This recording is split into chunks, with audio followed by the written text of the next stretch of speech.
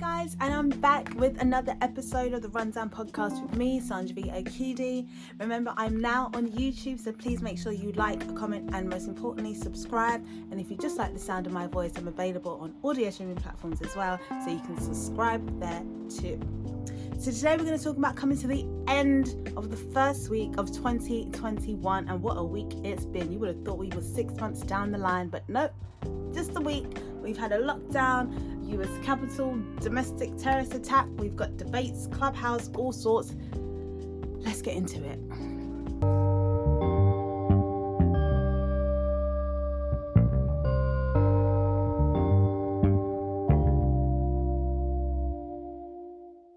So first things first, we spoke about lockdown, and if you missed it, I already spoke about it on episode 6 of the podcast, and make sure you go back and check that out because I laid out a whole load of facts about lockdown this year. But a new piece of information on that lockdown is that every adult will now be offered the vaccine come autumn. That's great to know, but again, as I said in episode 6, I won't be taking it. That's my own personal opinion. If you like to take it, go ahead, do you. They're offering out to everyone above 18 by autumn. The US Capitol, domestic terrorist attack. If you're on social media, if you just watch the news, it's been everywhere. Everyone knows about it. And quite honestly, I'm not shocked. I'm not shocked by what happened in the US Capitol. If anything, this kind of thing, I think that it needed to happen. I think that Americans needed to see for themselves the hypocrisy that black people have been calling out for time. Not only just black people, Muslim people too. They needed to see it firsthand how, and in 4K HD, how the police handle black people, Muslim people, and then how the police handle white people. And it's all down to white supremacy at the end of the day. We all know it, they know it too, and hopefully now that they can see it more from this. Americans now have a sense of what we've been talking about this entire time. You only had to look at Black Lives Matter protests in the summer and compare that to the acts of what happened on the 6th of January at the US Capitol. All of this is based down to white supremacy. It's being led by Donald Trump, who urged them to go ahead, and everyone who voted for him, everybody who spoke on behalf of him, everybody who let his lies and his fake news run like it being unchecked or it being unnoticed. Everyone in that category is to blame for what happened at the US Capitol. Terrorist attack that happened at the US, and it is a terrorist attack, let's be honest, because if that was Black Lives Matter protesters that were there, it would have been called a terrorist attack. They would have been called thugs. They would have been called all kinds of criminal names. If that was Muslims, I mean, definitely that would have been a terrorist attack. So that's exactly what it is. And I'm glad to see that those involved are getting arrested, and I hope that they get the same penalties that Donald Trump was trying to put on to those who participated in the Black Lives Matter protests. 10 years in prison. 10 years. So I hope that those MAGA rioters who was at the US Capitol get the same treatment that they were trying to push onto Black Lives Matter. That is for sure. And even in that attack, 5 people died in that attack, and one of them was a police officer who died, unfortunately, in that attack. I've not heard one thing about #Blue Lives Matter throughout the discovery of an officer dying at the hands of MAGA rioters. I've not heard one hashtag, I've not seen one hashtag, I've not heard anything about Blue Lives Matter. Do you know why? It's because Blue Lives Matter only came about as a counter movement to the Black Lives Matter protests. They were trying to find any kind of loophole, any kind of way out of hearing what black people had to say, of seeing the reality that George Floyd died at the hands of police, Breonna Taylor died at the hands of police, Ahmaud Arbery died at the hands of white supremacy. But they weren't trying to hear it. They were trying to create loopholes. Oh, Blue Lives Matter. What about it now? Where is it now? Because a police officer has died trying to keep them away. And it's those same people, the same MAGA people, that were screaming and shouting Blue Lives Matter are the people that are responsible for Officer Brian Sicknick's death. They're the same people responsible, and yeah, Blue Lives Matter is quiet. Blue Lives Matter wasn't about shining light on protecting officers. It was about trying to hide or trying to push aside Black Lives Matter. And that's what we've been trying to say. So if it took for an act of this domestic terrorist attack to happen in order for America to open their eyes and to see the hypocrisy that they lay out, then I'm glad that it's happened, and I hope that they learn from this, and I hope that it brings about change, because what happened over there, quite frankly, was embarrassing.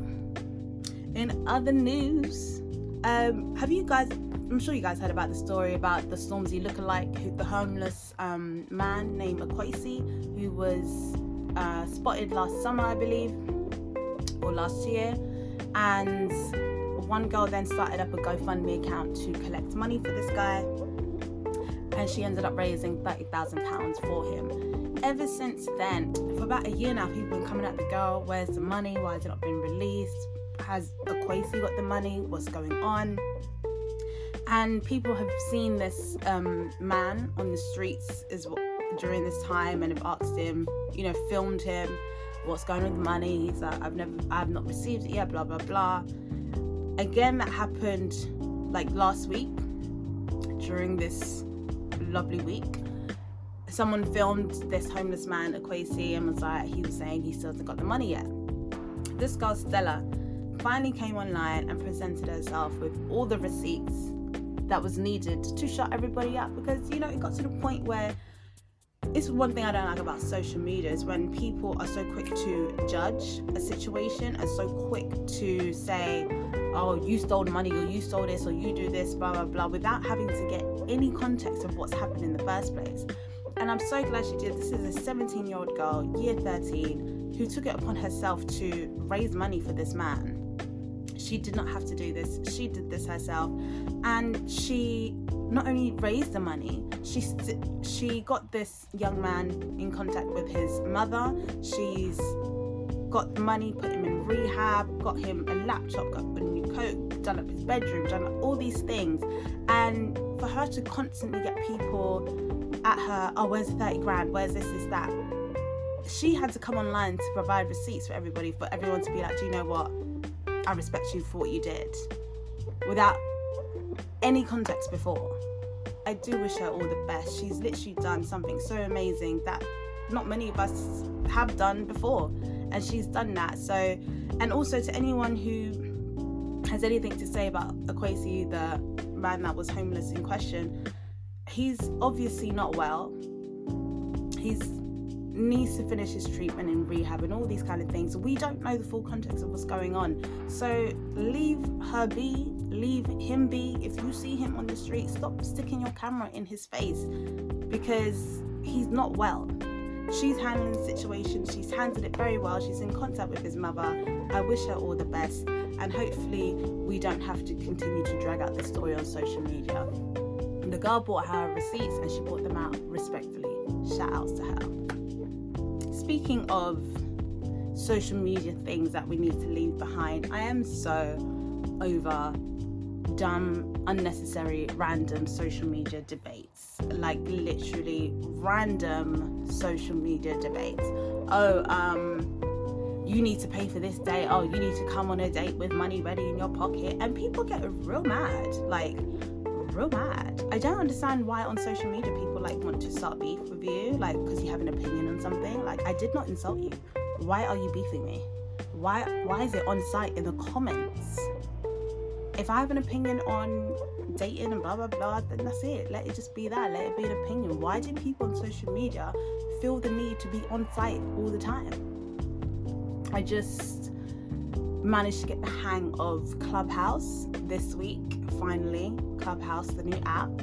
And there was a discussion called the fetishization of Caribbean women.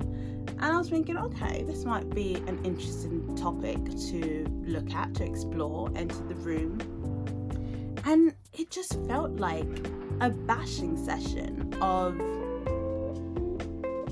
black women. It was like Caribbean women talking about how exotic they were, and African men want us, African men want this, blah blah blah. They don't want African girls with hard 4C hair, and it's like, what? I thought I was coming in here to hear like some dissertation facts about this topic. I thought it was gonna be like a thesis, like something that I could take away with actual knowledge and actual facts, but it just turned into a bashing session. And I feel like those kind of things need to stop on social media, because at the end of the day, we end up looking dumb. We, as black women, as black people. Why are we sitting up there discussing, oh, Caribbean women, Caribbean this, African that? What are we doing? Why are we out here cussing each other for what? You don't need to put somebody else down in order to lift somebody else up. I thought we learned that in 2020. I thought we learned that in 2019. I thought we learned that in 2018. I thought we learned the difference between a preference and a fetish. Sometimes I feel like people just mask these topics with fancy names that look like a dissertation, but are just here to insult us. That just needs to stop. That needs to be left behind. We need to stop this continuous conversation just to try and insult people. Even dumb things like plantain and plantain. I mean, that is so old. Are we really still talking about in 2021? Oh my god. Hopefully it's more than just the house party that was available last lockdown in the first one. I mean, that came quickly and left very quickly.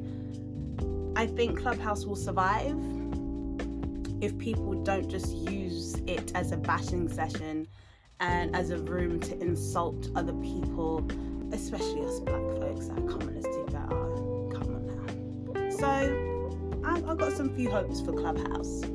And finally, in this week, Cadbury released their adverts on cream egg, and people are big mad.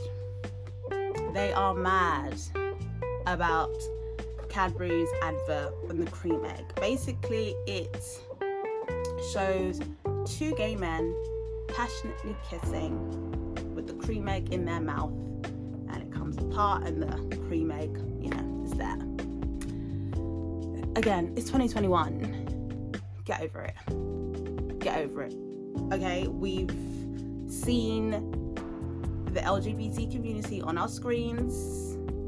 They're part of our community. Why are you so mad? You're still gonna eat the cream egg. Stop with this cancel culture. I've seen people online, I'm gonna cancel Cadbury. This is unacceptable. You're gonna eat the cream egg. You're gonna eat it during Easter. Someone's gonna buy you that big box of, the cream egg with the two cream eggs on the side. You're gonna eat it. Stop being mad for no reason. Stop acting like you're gonna cancel people for no reason. Like, I did cancel R. Kelly though. I did do that. Ever since I saw that documentary, Surviving R. Kelly, I did cancel him. I think that's highly justifiable.